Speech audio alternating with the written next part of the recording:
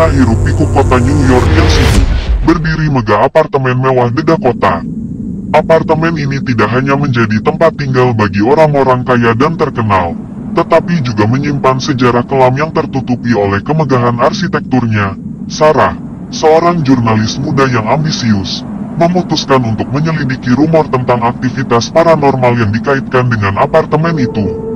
Dia berhasil menyusup sebagai penyewa baru dan mendapat akses ke apartemen yang dianggap paling angker.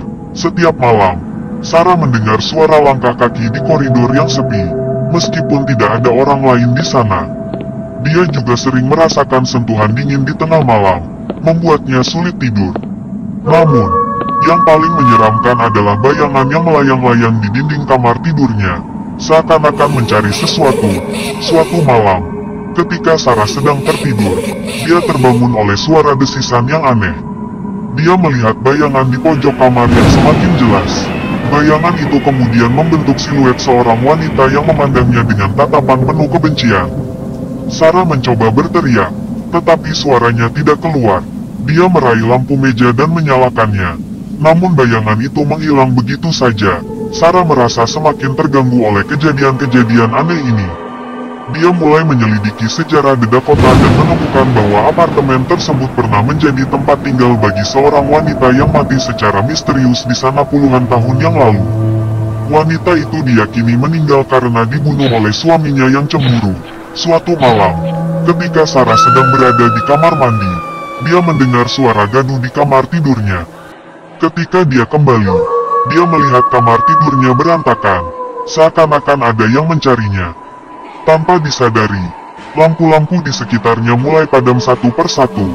Saat dia hendak keluar dari apartemen, pintu utama tiba-tiba tertutup rapat dan tidak bisa dibuka. Sarah merasa terjebak dan panik. Dia berusaha mencari bantuan melalui telepon genggamnya, namun tidak ada sinyal. Di tengah kegelapan, Sarah mendengar suara langkah kaki mendekatinya dari belakang.